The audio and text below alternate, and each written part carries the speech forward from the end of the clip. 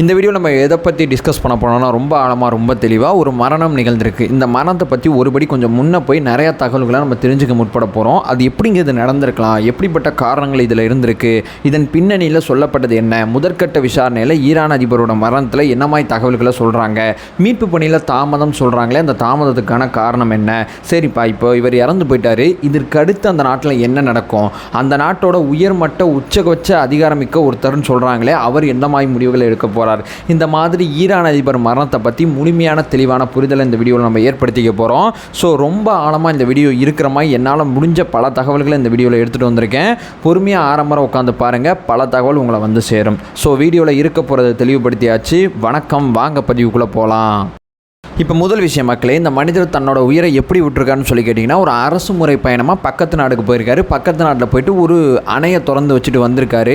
அணையை திறந்து வச்சுட்டு தன்னோட நாட்டுக்கு வரும்போது தான் இந்த மரணம் நிகழ்ந்திருக்கு. இங்கே நம்ம கவனிக்க வேண்டியது முதல் பாயிண்ட் என்னென்னா, அஜர்பைகான் அப்படிங்கிற ஒரு நாட்டில் இருக்கக்கூடிய அணைகளை ஓப்பன் பண்ண போகிற நிகழ்ச்சியில் அந்த நாட்டோட அதிபர் கலந்துக்கிட்டார், இந்த நாட்டோட அதிபராக இவர் கலந்துக்கிட்டார். ரெண்டு பேரும் கலந்துக்கிட்டு அந்த நிகழ்ச்சியை முடிச்சுட்டு தன் நாட்டுக்கு திரும்பி வரும்போது இந்த விபத்து நடந்திருக்கு. மொத்தம் 3 ஹெலிகாப்டரில் போயிருக்காங்க.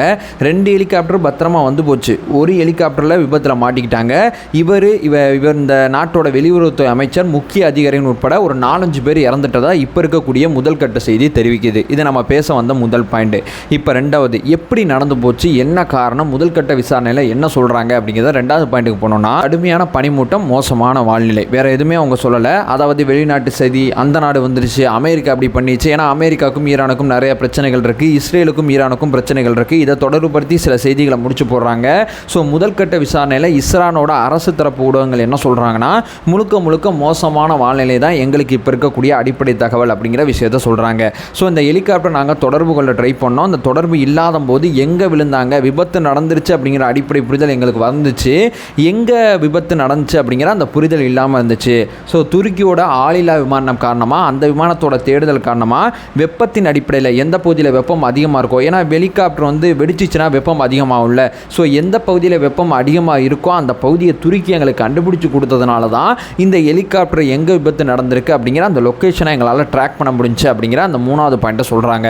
4வது, லொக்கேஷனை ட்ராக் பண்ணியாச்சு, போய் காப்பாற்ற வேண்டியதானே, போய் பக்கத்தில் போய் பார்க்கலாம்ல, ஏன் உடனடியாக மரணம் அப்படிங்கிறத அறிவிக்கிறாங்கன்னா, லொக்கேஷனை ட்ராக் பண்ணோன்னே அது மிக கடனுமுரடான பகுதின்னு சொல்கிறாங்க. கடுமையாக இருக்கும் அந்த பகுதிக்கு போகிறதே சொல்கிறாங்க.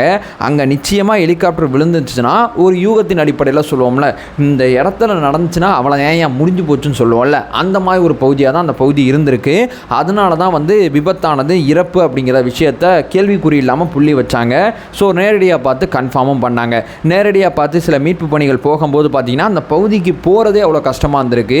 அதாவது அந்த மீட்பு பணி வாகனங்களுக்கு அந்த நபர்கள் போவாங்கல்ல, 5 மீட்டர் மட்டும்தான் மக்களை உங்களுக்கு தெரியுது, 5 மீட்டரை தாண்டி அந்த பக்கம் என்ன இருக்குன்னு தெரியல. அவ்வளவு கடுமையான பனிமூட்டம். சில வீடியோக்களை என்னால் பார்க்க முடிஞ்சு, சில புகைப்படங்களையும் பார்க்க முடிஞ்ச அந்த வீடியோவில் நான் அங்கங்கே ஆட் பண்ணுறேன். அதெல்லாம் நீங்கள் பார்த்தீங்கன்னாவே எப்படிப்பட்ட இடத்துல இந்த விபத்து நடந்திருக்கு அப்படிங்கிற அந்த அடிப்படை புரிதல் வந்திருக்கும். ஸோ இந்த விபத்து நடந்த பிறகு அதிபர், அதாவது நம்ம முன்னாடி பார்த்தோம்ல அஜர்பைகான் அப்படிங்கிற நாட்டோட அதிபர், என்னங்க இப்போ இந்த நிகழ்ச்சியை சந்திச்சுட்டு போனாங்க, ஆனால் விபத்துலாம் நாங்கள் எதிர்பார்க்கவே இல்லை அப்படிங்கிற தன்னோட துயரத்தை வெளிப்படுத்தியிருந்தாங்க. பிரதமர் நரேந்திர மோடி தன்னோட துயரத்தை வெளிப்படுத்தியிருந்தாங்க. உலக நாட்டோட தலைவர்கள் அத்தனை பேருமே தங்களோட துயரங்களை பதிவு செஞ்சுக்கிட்டு இருக்காங்க. ஈரான் மக்கள் அந்த விபத்து அப்படிங்கிற செய்தி வந்தோன்னே பெரிய லெவலில் பிரார்த்தனை பண்ணாங்க. அந்த பிரார்த்தனைகள் எதுவுமே கை கொடுக்கல. அந்த மனிதரோட மரணமானது இங்கே நிகழ்ந்துருச்சு.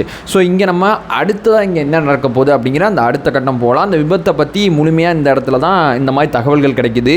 இவர் பயன்படுத்துகிற ஹெலிகாப்டரானது 1970 காலகட்டத்தில் தயாரிக்கப்பட்ட ஹெலிகாப்டர், 70-80 காலகட்டத்தில் தயாரிக்கப்பட்ட ஹெலிகாப்டர்னு சொல்லப்படுது. அவ்வளவு பழமையான ஹெலிகாப்டரை ஏன் பயன்படுத்தணும் அப்படிங்கிற கேள்விக்கு பதில் கிடைக்கல. முடிஞ்ச அளவு நான் தேடிக்கிட்டு தான் இருக்கேன். யாரும் தெரிஞ்சிச்சுன்னா அந்த விபத்து சம்மந்தப்பட்ட அந்த ஹெலிகாப்டர் சம்மந்தப்பட்ட தகவலை பற்றி உங்களுக்கு எதுவும் கருத்துக்கள் இருந்தால் அதை இந்த வீடியோ கீழே கமெண்ட் பண்ணுங்கள். இப்போ நம்ம ஃபர்தராக அந்த விபத்துக்கு அப்புறம் அந்த நாட்டில் என்ன நடக்க போகுது அப்படிங்கிற அந்த பகுதிக்கு போகலாம். அந்த நாட்டோட வைஸ் பிரசிடெண்ட்டாக இருக்கக்கூடிய இம்ரான் முகவர் அப்படிங்கிற ஒருத்தர் பார்த்தீங்கன்னா நிச்சயமாக அவர் வந்து அதிபராகிறதுக்கு வாய்ப்பு இருக்குன்னு சொல்கிறாங்க. ஒரு கமிட்டி ஒன்று ஃபார்ம் பண்ணிடுவாங்களாம். இந்த வைஸ் பிரசிடெண்ட்டு, அங்கே இருக்கக்கூடிய சுப்ரீம் கோர்ட்டோட நீதிபதி, அது மட்டும் இல்லாமல் நாடாளுமன்றத்தில் இருக்கக்கூடிய ஸ்பீக்கர், இவங்க 3 பேர் சேர்ந்து அடுத்த 50 நாளுக்குள்ளே அந்த நாட்டில் எலெக்ஷன் எலெக்ஷன் நடத்த வேண்டிய தேவை ஏற்பட்டிருக்கு அப்படிங்கிற விஷயத்தை அறிவிப்பாங்க. அடுத்த 50 நாளுக்குள்ள ஈரானோட புதிய அதிபர் தேர்ந்தெடுக்கப்படுவாங்க. ஸோ 50 நாள் இடைக்கால அதிபராக இவர் இருப்பார். 50 நாளுக்கு அப்புறம் எலெக்ஷனை ஃபேஸ் பண்ணி 50 நாளுக்குள்ள 50 நாளை தாண்டி கிடையாது, 50 நாளுக்குள்ள அந்த நாட்டோட புதிய அதிபரோட பேரை நீங்களும் நானும் கூறிய விரைவில் தெரிஞ்சுக்கலாம் அப்படிங்கிறது தான் இங்கே அடுத்த கட்டமாக இருக்குது. இதற்கு ஆர்டிகல் 131 சொல்கிறாங்க. அதுக்குள்ளே ஃபார்ம் பண்ணி இது இறந்துட்டா இதான் நடக்க போகுது அப்படிங்கிறது அவங்களோட அரசியலமைப்பில் இருக்குது. அது அடிப்படையில் அங்கே அடுத்த கட்டம் இருக்கும் அப்படிங்கிற விஷயத்தை சொல்கிறாங்க. இந்த எலெக்ஷனில் இவங்க போட்டி போடணும் அவங்க போட்டி போடணும் அப்படிங்கிறதெல்லாம் அங்கே யார் முடிவு பண்ணுறதுனா, அங்கே உச்சபட்சமாக ஒரு தலைவர் இருப்பாராம். அந்த தலைவர் முடிவு பண்ணுறவங்க தான் அந்த எலெக்ஷன்லேயே நிற்க முடியுமா. 2021 4 பேர் அவர் சூஸ் பண்ணி கொடுத்தாராம். அந்த 4 பேரில் இப்போ இறந்து போனார்ல இப்ராஹிம் கான் ரைசி அப்படிங்கிற ஒருத்தர், அவரும் அங்கே இருந்தார். அவர் அந்த எலெக்ஷனில் மக்களோட வாக்குகள் அத்தனையுமே வாங்கி அவர் தன்னோட வெற்றியை சுவைச்சார். ஆனால் 2017 காலகட்டத்தில் இவர் எலெக்ஷனில் நின்னார், அதிபர் எலெக்ஷனில். ஆனால் அப்போ அவர் தோற்று போயிட்டார். ஸோ உச்சபட்சமாக இருக்கக்கூடிய தலைவர் யாரை சொல்கிறாங்களோ அவர் 3 பேரை ஜட்ஜ் பண்ணாங்கன்னா அந்த 3 பேர் அந்த எலெக்ஷனில் நிற்கலாம், 4 பேர்னா 4 பேரில் நிற்கலாம். 2021 நடந்த எலெக்ஷன் ஆனது அடுத்த 5 வருஷம், அடுத்த 4 வருஷம் 2025 நடக்க இருந்துச்சு. 2025க்கு முன்னாடியே இந்த மரணம் காரணமாக ஜூலையிலே இந்த எலெக்ஷன் ஆனது நடக்கிறதுக்கு வாய்ப்பு இருக்குது. அடுத்த 1 வருஷம் முன்னாடியே இந்த எலெக்ஷன் இங்கே நடக்க போகுது அப்படிங்கிறதான் இங்கே கவனிக்க வேண்டியது. சரி, இவர் யார், இவர் எப்படிப்பட்டவர், இவரோட மரணத்தை சில பேர் கொண்டாடுறதா என்னால் பார்க்க முடிஞ்சிச்சு. இவர் யாருன்னு சொல்லி கேட்டிங்கன்னா, இப்போ இறந்து போனார்ல இப்ராஹிம் கான் ரைசி அப்படிங்கிற ஒருத்தர், இவர் பார்த்தீங்கன்னா ஒரு பழமைவாதியாக பெரிய லெவலில் பேசப்படாது, அறிஞராக தன்னோட வாழ்க்கை பயணத்தை ஆரம்பிச்சிருக்காரு. 25 வயசுக்குள்ளே நீதித்துறைக்குள்ளே போயிட்டாரு. ஒரு வழக்கறிஞராக தன்னோட பணியை செஞ்சுருக்காரு. அதுக்கப்புறம் பார்த்தீங்கன்னா நீதிபதியாக தன்னோட பணிக்கு போயிருக்காரு. அதுக்கப்புறம் இந்த நாட்டோட உச்சபட்ச தலைவரோட மிக நெருக்கமான ஒருத்தர்னு சொல்கிறாங்க, நம்பிக்கைக்குரிய ஒருத்தருங்கிறாங்க, அன்புக்குரிய ஒருத்தருங்கிறாங்க. அவரோட உதவி காரணமாக இவர் பார்த்தீங்கன்னா எலெக்ஷனில் போட்டி போட வேண்டிய வாய்ப்பு இவருக்கு வழங்கப்பட்டிருக்கு. அதுக்கப்புறம் இந்த நாட்டோட அதிபர் எலெக்ஷனில் போட்டி போட்டிருக்காரு. இவர் பார்த்தீங்கன்னா நீதிபதியாக இருந்த காலகட்டத்தில் சிறை கைதிகளை பற்றி சில விஷயங்களை செய்கிறதுல இவர் நிறையா மனித உரிமையை மீறிட்டார் அப்படிங்கிற குற்றச்சாட்டும் இவர் மேலே இருக்குது. அதாவது 30,000 பேரை தூக்கில் போட்டாங்களாம் அந்த நாட்டில். அந்த தூக்கில் போடப்பட்ட நிகழ்வில் இவரோட பங்களிப்பும் இருக்குது அப்படிங்கிற விஷயம் பெரிய லெவலில் பேசப்படுது. ஒரு மனித உரிமை சார்ந்த விஷயத்தை மீறிட்டார் அப்படிங்கிற குற்றச்சாட்டும் இந்த மனிதர் மேலே இருக்குது. அதுக்கப்புறம் பார்த்தீங்கன்னா இவர் பதவியேற்ற பிறகு ஈரானில் மிகப்பெரிய பிரச்சனை ஒன்று வந்துச்சு, ஹிஜாப் பிரச்சனை. ஒரு 22 வயசு பொண்ணு லாக்அப்லேயே இறந்து போயிட்டாங்க. ஹிஜாப் நான் அணிய மாட்டேன் அப்படிங்கிற ஒரு பிரச்சனையை அவங்க கிளப்பினாங்க. அவங்களுக்கு எதிராக சில விஷயங்கள் செய்யப்பட்டு அவங்க இறந்து போயிட்டாங்க. அந்த மரணமானது உலகம் முழுக்க கண்டனங்கள் தெரிவிக்கப்பட்டுச்சு. ஈரான்லையும் பல போராட்டங்கள் நடந்துச்சு. இவர் பதவியேற்ற கொஞ்ச காலகட்டத்திலே இவர் இந்த பிரச்சனையை சந்தித்தார். அதுக்கப்புறம் இப்போ சமீபத்தில் இஸ்ரேலோட ஒரு தாக்குதல் பிரச்சனையை சந்தித்தார். இவங்களோட தூதரகத்தில் தாக்குதல் ஏற்பட்டதுனால அந்த தூதரகத்துக்கு பதில் கொடுக்கும் வரியாக இவங்க இஸ்ரேலை தாக்குனாங்க. இஸ்ரேலோட நட்பு நாடுகள் அத்தனையுமே சேர்ந்து இஸ்ரேலை காப்பாற்றிட்டாங்க. இஸ்ரேலும் பதில் தாக்குதல் நடத்தினதா சொல்லப்படுது. ஸோ இஸ்ரேலுக்கும் ஈரானுக்கும் ஆகவே ஆகாது. ஒரு காலகட்டத்தில் நட்பு நாடுகளாக இருந்தாங்க, இப்போ 2 பேரும் சண்டை போட்டுட்டு இருக்காங்க. ஸோ இதெல்லாம் இவரோட கடந்த கால வரலாறு. அறிஞராக இருந்தவர் வழக்கறிஞராக இருந்திருக்காரு, அதுக்கப்புறம் நீதிபதியாக இருந்திருக்காரு, கடைசியாக இறக்கும் தருவாயில் அதிபராக இருந்திருக்காரு. 63 வயசில் பார்த்தீங்கன்னா இறந்து போயிட்டார்.